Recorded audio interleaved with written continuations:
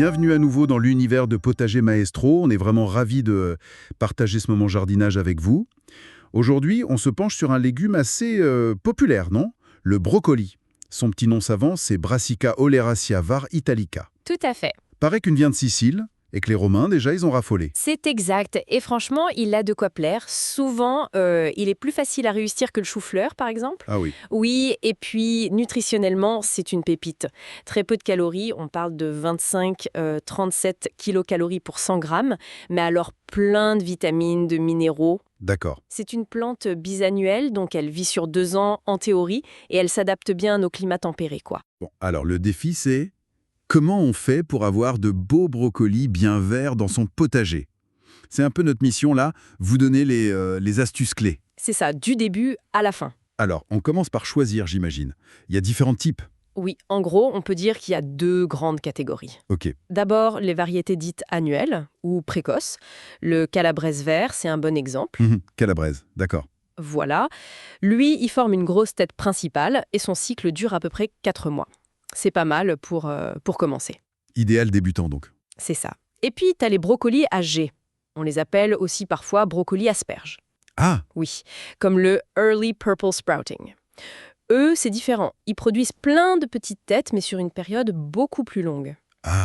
intéressant ça. Pour étaler les récoltes, hein. Carrément. Ah, et puis on peut quand même citer le romanesco. Ah oui, celui avec la forme incroyable. Exactement, cette forme fractale, c'est unique. Le goût est plus subtil aussi. Sa culture ressemble à celle des annuels, mais attention, il est un peu plus sensible aux variations de température. D'accord, bon à savoir. Ok, variété choisie. Et le terrain alors? L'emplacement, ça compte? Ah oui, crucial. Le brocoli, il aime le soleil, surtout si on est plutôt dans le nord de la France. Mais, Mais s'il fait vraiment chaud l'été, genre au-dessus de 25 degrés Celsius, là, une petite ombre l'après-midi, ça lui évite de filer en graines trop vite. d'accord, une protection. Et le sol? Alors le sol, faut que ce soit riche, vraiment riche, donc on n'hésite pas sur le compost bien mûr ou du fumier. Faut que ce soit profond aussi et que ça draine bien, tout en restant frais. Riche, profond, frais, mais drainé. Pas simple, hein. Non, mais avec un bon amendement, ça se fait. Et le pH, attention, idéalement entre 6,0 et 7,5. Si c'est trop acide, on risque la hernie du chou. La hernie du chou, c'est quoi ça? C'est une maladie qui attaque les racines, ça fait des sortes d'excroissance et la plante végète, vraiment liée aux sols acides pour les crucifères. Bon, et pour semer, on s'y prend quand? On peut étaler pas mal. Ça peut commencer dès février, mais sous abri chauffé, bien sûr. Février déjà? Oui, et on peut continuer comme ça jusqu'en juillet, là en pleine terre, directement. Ça dépend de la variété, du climat. L'intérêt d'échelonner, c'est de ne pas tout avoir à récolter d'un coup. Logique. Et la technique de semis?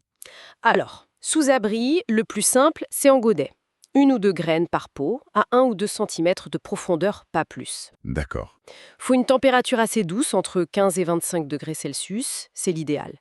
Et ça lève assez vite, en 4-5 jours, parfois c'est sorti. Rapide. Et en pleine terre? Là, on attend plutôt mai, quand la terre est réchauffée. On sème en ligne en laissant 60 cm entre les lignes. Puis, quand ça a levé, on éclaircit. Faut laisser un plant tous les 40 à 60 cm. Ok.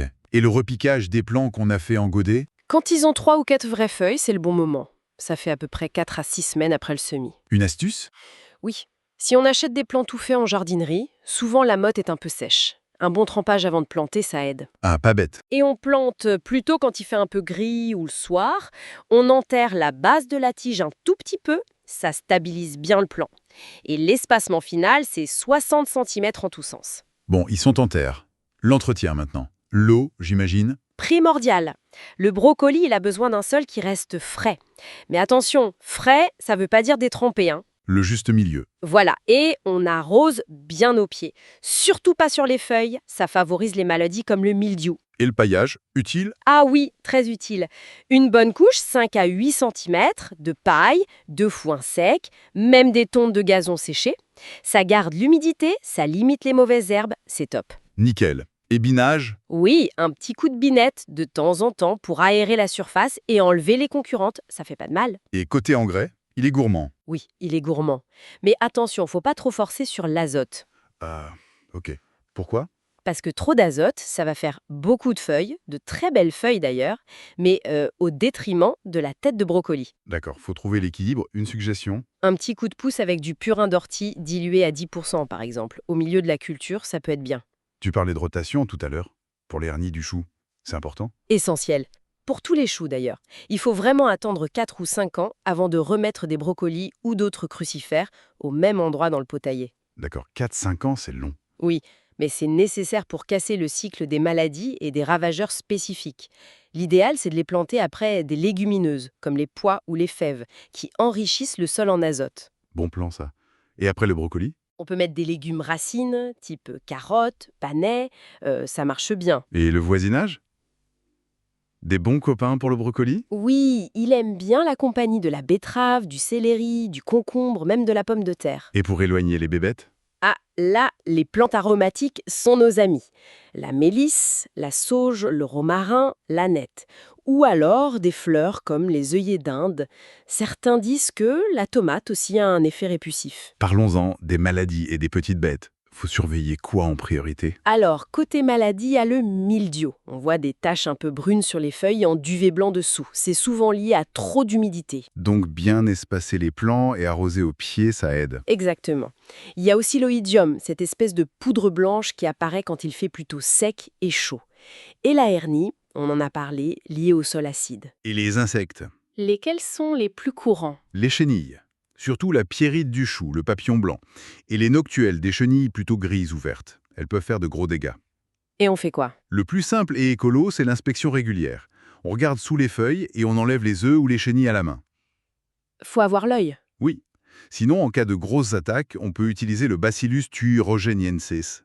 C'est une bactérie naturelle qui cible spécifiquement ces chenilles. D'accord. D'autres ennemis? Les altises. Ces tout petits coléoptères noirs qui font plein de petits trous dans les feuilles. Ah oui, je vois. Eux, ils aiment moins quand le sol reste bien frais et paillé. Donc l'arrosage et le paillage, ça aide aussi contre eux. Et puis, les pucerons cendrés, parfois. Le savon noir, hein? Oui. Une pulvérisation d'eau savonneuse, ça peut suffire.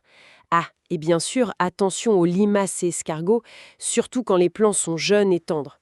On arrive au meilleur moment, la récolte. Comment on sait que c'est prêt? Faut regarder la tête. Elle doit être bien formée, bien dense, d'un beau vert foncé. Et surtout, les petits boutons floraux qui la composent doivent être bien serrés. Faut pas attendre que ça jaunisse, quoi. Surtout pas. Si les petites fleurs jaunes commencent à s'ouvrir, c'est trop tard. La texture et le goût seront moins bons. La taille, c'est souvent autour de 10-15 cm de diamètre pour la tête principale. Et on récolte plutôt le matin. C'est mieux pour la conservation.